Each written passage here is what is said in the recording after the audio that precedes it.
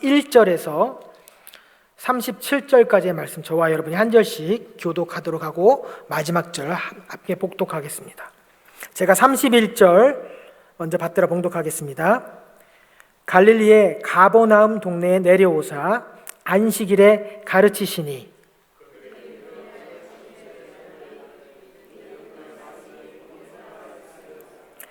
회당에 더러운 귀신 들린 사람이 있어 크게 소리 질러 이르되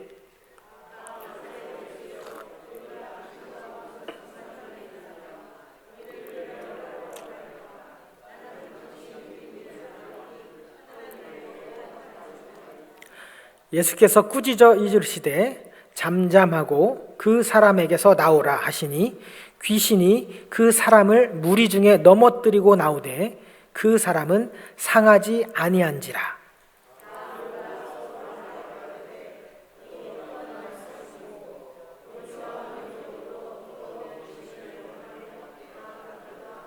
함께 읽습니다. 이에 예수의 소문이 그 근처 사방에 퍼지니라. 아멘. 살아계신 하나님의 말씀입니다. 자리에 앉으시겠습니다. 먼저 기도하겠습니다. 하나님, 이 시간 살아계신 하나님의 말씀을 읽고 듣게 하시니 감사합니다. 하나님의 말씀은 힘이 있고 능이 있어 하나님 죽은 심령도 살아나게 하시고 마음의 원한을 품은 자도 돌아갈 때는 하나님의 사랑으로 채워져 돌아갈 수 있는 힘이 있음을, 능력이 있음을 이 시간 믿고 하나님의 말씀에 저희가 청종하고자 합니다. 하나님, 이 시간 성령님께서 역사하셔서 하나님 전하는 자도 듣는 자도 오직 하나님의 말씀으로 듣고 깨닫는 시간으로 이 시간을 사용하여 주시옵소서. 역사하여 주시옵소서. 감사드리며 예수님의 이름으로 기도하옵나이다. 아멘. 교회 공동체의 사명이란 제목을 가지고 오늘 하나님의 은혜를 나누고자 합니다. 지난주까지는 하나님 나라의 본질, 그리고 신앙의 본질, 그리고 복음의 본질에 대해서 나눴습니다. 오늘부터는 특별히 교회 공동체, 우리 웨슬리 교회 공동체에게 주신 사명이 무엇인지를 오늘 우리에게 허락하신 본문을 가지고 함께 나눠보도록 하겠습니다. 계속해서 제가 말씀드렸던 것처럼 이 나사렛, 예수님의 고향 사람들은 가버나움에서 어떤 일들이 있었는지를 전해 들었습니다. 그리고 나사렛에 오신 예수님께 뭐라고 했냐면, 우리가 소문을 들었는데 그 가버나움에서 행했던 일들을 여기에서도 한번 행해봐라 라고 예수님께 재촉하였습니다. 얼마나 놀라운 소문이었으면 그 발 없는 소문이, 그 말이 수십 마일이 떨어져 있는 나사렛까지 전해지게 되었고 사람들은 너무너무 궁금해했다는 것입니다. 그리고 드디어 오늘 본문에 예수님께서 가버나움에 내려오셨다라고 기록하고 있습니다. 가버나움은 나훔의 동네라는 뜻을 가지고 있습니다. 나훔은 우리가 잘 아는 것과 같이 구약 선지자 나훔과 연관이 있을 수도 있지만 정확히 어떤 연관이 있는지는 밝혀진 바는 없습니다. 또한 나훔이란 뜻은 위로자라는 뜻도 갖고 있습니다. 그러니 이 가버나움의 뜻은 나훔의 마을이라는 뜻도 있지만 위로의 마을이라는 뜻도 됩니다. 당시 가버나움은 나사렛 그 시골과는 전혀 다르게 아주 큰 교통과 무역의 중심지였다라고 전해집니다. 어찌 보면 하나님의 말씀, 하나님 나라의 복음을 전하기에 딱 알맞는 곳일지도 모릅니다. 고향 땅 나사렛에서는 오히려 사람들로부터 배척당하시고 쫓김 당하셨고 그리고 벼랑 끝에 몰려 죽을 뻔까지 했었는데 예수님은 하나님의 완전한 계획을 믿으셨기 때문에 벼랑 끝에서조차도 당당하게 사람들 사이로 나와서 지나오셨다라고 성경이 기록합니다. 하나님의 뜻은, 하나님의 계획은 온전하셨다는 것을 알고 계셨기 때문에 사람들이 벼랑 끝에서 밀쳐서 떨어뜨리려고 하는 그런 위협에도 예수님은 당당하게, 왜냐하면 예수님께서 믿고 알고 계셨던 하나님의 계획은 어떤 것이었냐면 예루살렘으로 올라가서 장로들과 대제사장들과 서기관들에게 버림받았고 십자가에서 죽임을 당하고 그리고 사흘 만에 다시 살아나셔서 이 땅 위에 모든 것을 다 이루실 것을 믿고 알고 있었기 때문에 벼랑 끝에서 예수님을 밀어서 떨어뜨리고 하라는 그 고향 사람들의 위협에도 당당하게 예수님은 걸어 나올 수 있었던 것입니다. 그리고 드디어 31절에 우리 주님께서 가버나움이란 동네에 오셨고 안식일에 가르치셨다라고 기록하고 있습니다. 안식일에 가르치셨다. 안식일이라는 아주 특정한 시간은 나오는데 장소가 기록되어 있지 않았습니다. 궁금하시죠? 예수님께서 안식일에 가르치신 장소는 어디였을까요? 그리고 또 누구에게 가르치셨으며 무엇을 가르치셨을까요? 우리는 다 예수님의 직업이 무엇인지 압니다. 예수님의 직업은 목수였습니다. 나사렛 목수 요셉의 아들 아니냐라고 성경이 기록하고 있었죠. 더군다나 아버지도 목수였고 예수님도 거의 30살 즈음까지 목수의 일을 맡아서 하고 있는 2대째 가업을 이어가고 있는 목수입니다. 한 직장에서 한 10년 정도라고 일을 하면 나름 전문가라고 불려도 될 정도의 실력을 소유한 사람이 됩니다. 도넛 가게도 베이커가 한 10년 정도 베이커로 일했다라고 하면 묻지도 않고 우리 가게에 와서 베이커 좀 해주십시오 라고 합니다. 우리 예수님도 아버지로부터 전에 받은 노하우, 그리고 적어도 30세 이전까지는 목수의 직업을 갖고 있었으니 사람들을 불러놓고 목수란 말이야, 대패질이란 말이야 라고 하면서 가르칠 정도의 실력은 있었을 거라고 생각합니다. 그렇지만 안식일에 예수님이 목수의 일을 가르쳤다라고 생각하진 않습니다. 그러면 안식일에 어떤 장소에서 무엇을 누구에게 가르치셨을까요?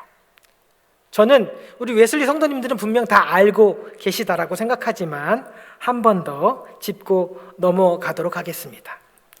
이스라엘 민족, 유대 민족은 출애굽한 지 480년째, 즉 솔로몬의 즉위 4년 만에 솔로몬 성전을 짓기를 시작합니다.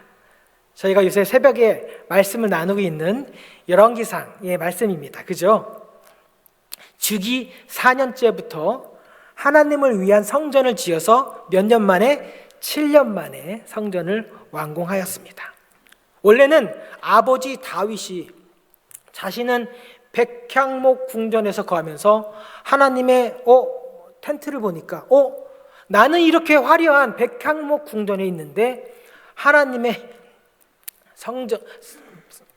법궤가 저 태버나클 장막 안에 오랫동안 갇혀 있다는 것을 너무 슬피 여겼습니다.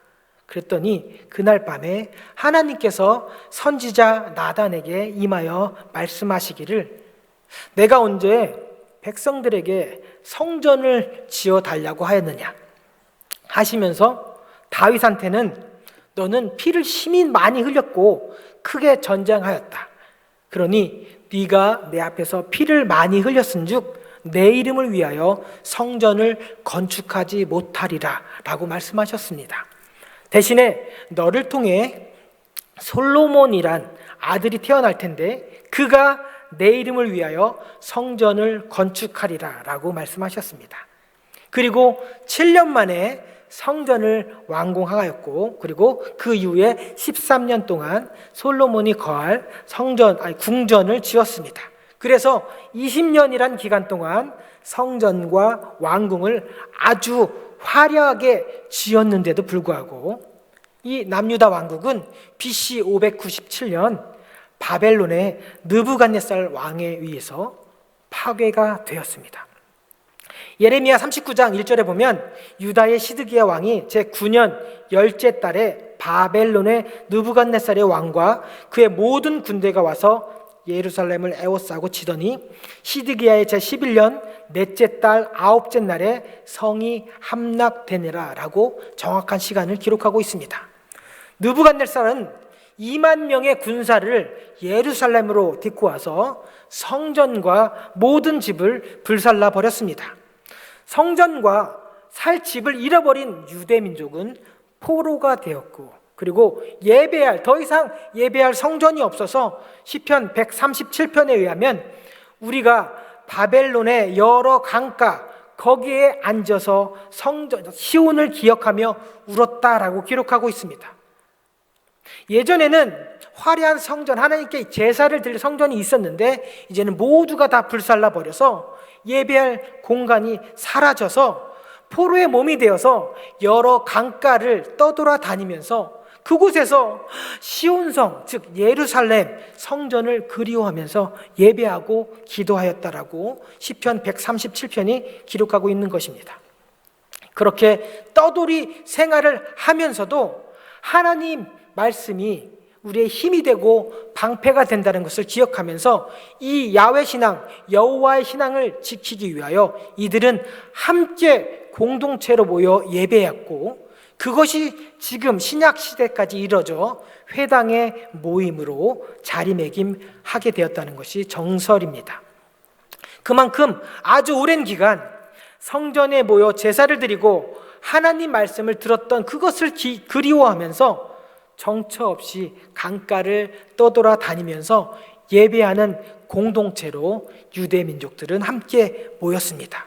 함께 모여서 모세오경, 토라라고 불리는 하나님 말씀을 중심으로 함께 배우고 또 하나님의 말씀을 암송하고 그리고 유일하신 하나님을 찬양하는 사회적이고 문화적이고 종교적인 그 공동체의 중심지가 바로 오늘 본문에 나오는 회당이었다는 것입니다. 그래서 예수님도 안식일이 되면 어디로 갔냐면 회당, 모든 유대인들이 모이는 회당에 찾아가셨고, 그리고 그곳에서 하나님의 말씀을 가르치신 것이었습니다. 왜냐하면 유대인들은, 모든 신앙을 가진 유대인들은 안식일이 되면 회당에 함께 모여서 여태까지 그들이 조상 대대로 전해왔던 그 하나님의 말씀을 기억하며 까먹지 않기 위해서 모세에게 주신 그 명령대로 자녀들에게 부지런히 가르치기 위해서 삼위일체 하나님을 찬양하며 예배하며 말씀에 귀를 기울이는 공동체로서 회당에 모였기 때문입니다. 그러니 회당에 모인 이스라엘 유대 공동체는 삼위일체 하나님을 예배하는 공동체였고, 하나님의 그 말씀들을 자녀들에게 부지런히 가르치는 공동체였습니다. 그런 회당에 예수님께서 직접 찾아가셨고, 그리고 유대인들 앞에 나서서 하나님의 말씀을 가르치신 겁니다. 그랬더니만 사람들의 반응이 32절이죠. 우리 함께 읽어볼까요? 시작. 저희가 그 가르치심에 논란이 있는 그 말씀이 권세가 있음이러라. 예수께서 가르치는 그 말씀에는 특별한 아주 놀라운 권위가 있었다라고 합니다. 여기서 권위라고 권세라고 쓰여진 단어는 신약 성경에만 101번이 쓰였습니다. 권세, 권위, 권능, 영어로는 authority, power, dominion 이런 뜻이 담겨 있고, 사람들이 예수님께서 전하시는 그 놀라운 말씀에 대한 반응으로서 권위가 있다라고 표현하기도 하고, 또 예수님께서 하나님의 신적인 권능을 보여줄 때 사람들의 고백으로서도 이 단어가 표현되었습니다. 사람들은 궁금해합니다. 분명 우리가 알기에는 나사렛 목수 요셉의 아들일진데 도대체 이 권위는 어디에서부터 오는 것일까? 나는 안다. 이 권위가 어디로부터 오는지. 이 권위는 바로 요한복음 1장 1절 내부터 나오는 권위입니다. 요한복음 1장 1절 어떻게 기록되어 있냐면 태초에 말씀이 계시니라. 이 말씀이 하나님과 함께 계셨으니 이 말씀은 곧 하나님이시니라. 태초부터 창세 전부터 하나님과 함께 계셨던 하나님이셨던 예수님, 그분이 곧 하나님의 말씀이었다라고 성경이 증언하고 있습니다. 우리 예수님은 말씀 그 자체였습니다. 하나님 말씀 그 자체가 예수님이셨습니다. 그러니까 사람들이 놀라며 반응했던 그 권위는 바로 말씀이신 하나님의 말씀이신 예수님께서 직접 가르치시는 권위였다는 겁니다. 진리이신 예수님께서 진리를 선포할 때 나오는 권위, 능력, 권능이었습니다. 이해를 돕기 위해서 한 번 더 제가 성경을 예를 들겠습니다. 디모데후서 3장 16절. 우리 암송하시는 분 함께 암송해 볼까요? 시작. 모든 성경은 하나님의 감동으로 된 것으로 교훈과 책망과 바르게 함과 의로 교육하기에 유익하니 이는 하나님의 사람으로 온전하게 하며 모든 선할 일을 행할 능력을 갖추게 하려 함이라. 즉 모든 성경은 하나님의 감동으로 쓰여졌다는 거죠. 성경은 누가 쓰셨다고요? 하나님이 쓰셨다는 겁니다. 저작자가 누구냐면 하나님 그리고 말씀이신 예수님이라는 겁니다. 그러니까 흔히 말하는 카피라이트, 성경의 카피라이트는 누구한테 있는 거죠? 말씀이신 하나님, 말씀이신 예수님께 있는 것입니다. 하나님께서 친히 쓰신 그 책을, 그 말씀을 하나님께서 직접 가르치시니 요즘 말로 이걸 뭐라고 하냐면 저자특강이라고 합니다. 저자특강은 꽤 비쌉니다. 능력이 있습니다. 왜냐하면 지은이가 직접 가르치기 때문에 세상 사람들, 공부를 해서 남의 지식을 가르치는 사람과는 전혀 다른 능력이 그곳에서 나오는 겁니다. 그러니 말씀이신 예수님께서 저자특강으로 그 회당에 모인 유대 사람들한테 가르치시니 하시는 말씀 한 구절 한 구절이 능력이 있고 권위가 있다라고 하는 것입니다. 그런데 예수님의 권위는 또 다른 특징이 있습니다. 어떤 특징이냐면 지금껏 사람들이 생각해왔던 그 권위는 높아지고 올라가서 사람들을 다스리고 지배하고 해라 마라 명령하는 권위였습니다. 그런데 우리 예수님의 권위는 달랐습니다.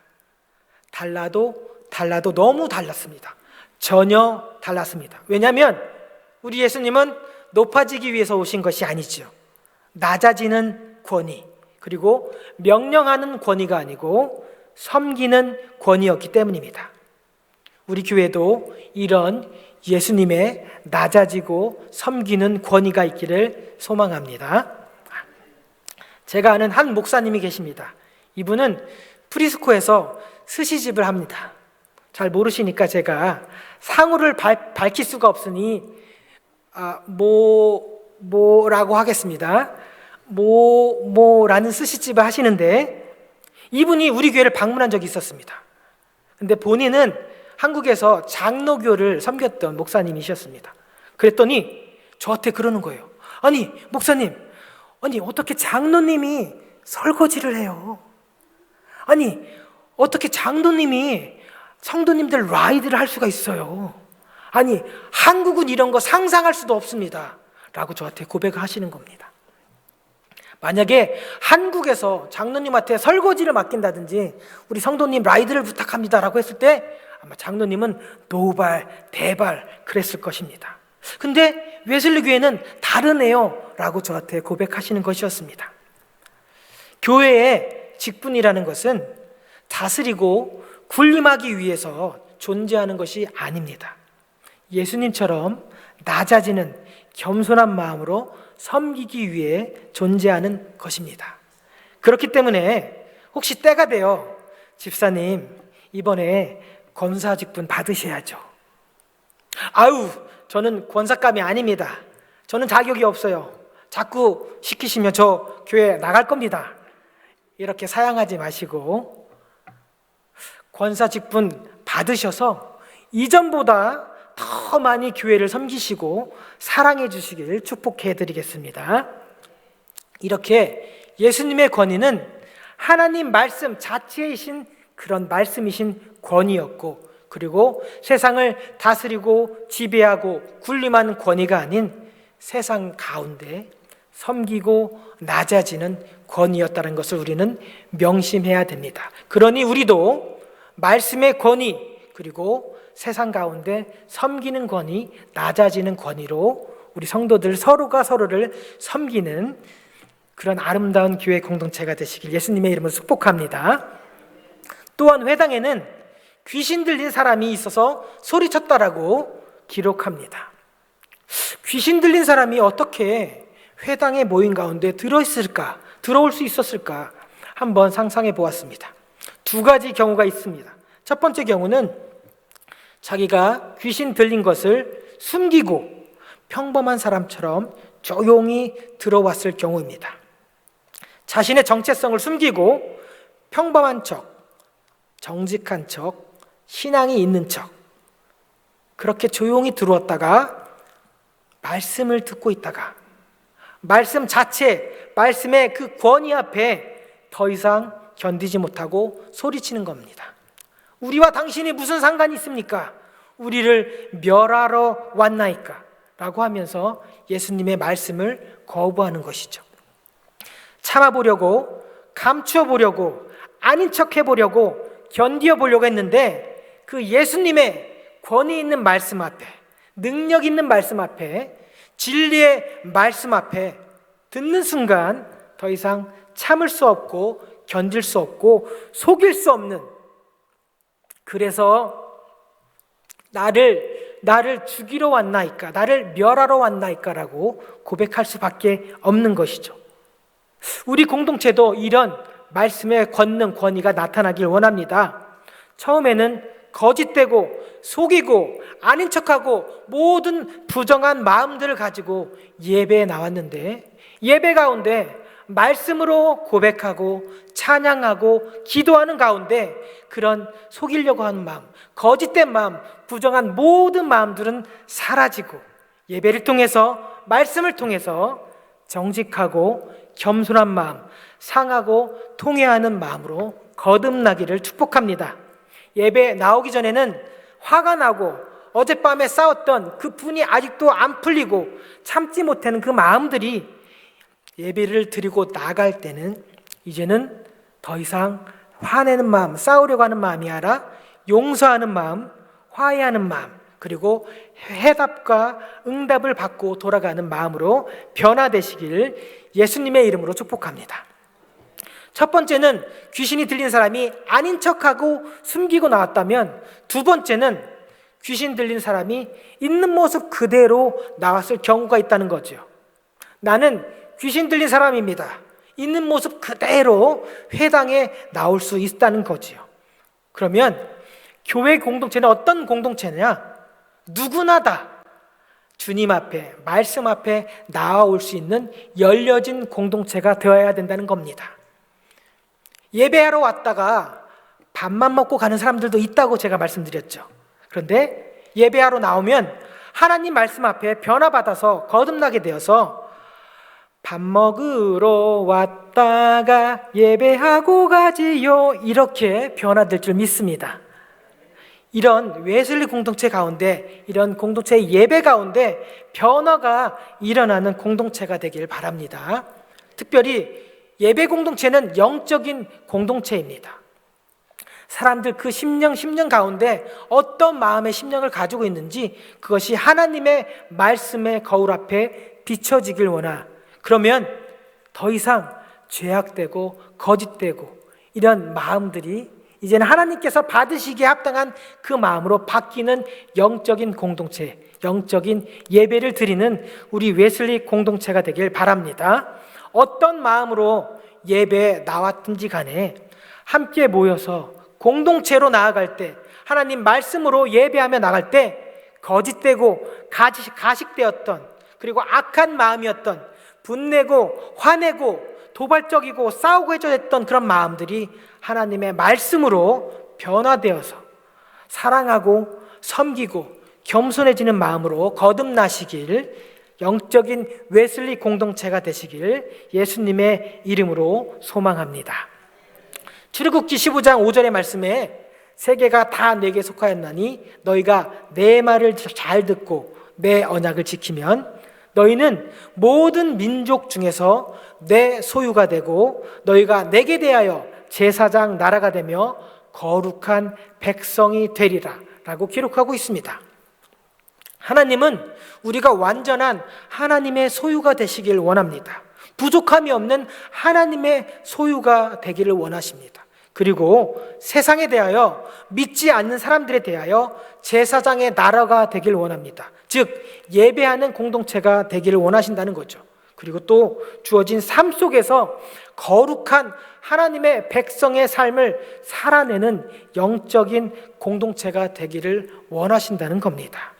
이 말씀 기억하시면서 교회 공동체의 사명은 무슨 공동체, 어떤 것이냐면 예배하는 공동체, 그리고 다음 세대에게 하나님의 말씀을 부지런히 가르치는 공동체, 그리고 세상 속에서도 거룩한 하나님의 백성의 삶을 살아내는 영적인 공동체가 우리 이 웨슬리 교회의 공동체에 주어진 사명이라는 것을 기억하시면서 새로 시작하는 한 주 가운데 하나님 말씀으로, 하나님의 영으로 동행하시면서 예배하며, 그리고 하나님 말씀을 부지런히 가르치는 공동체, 영적인 진리를 소유한 영적인 웨슬리 공동체가 되시길 예수님의 이름으로 축복합니다.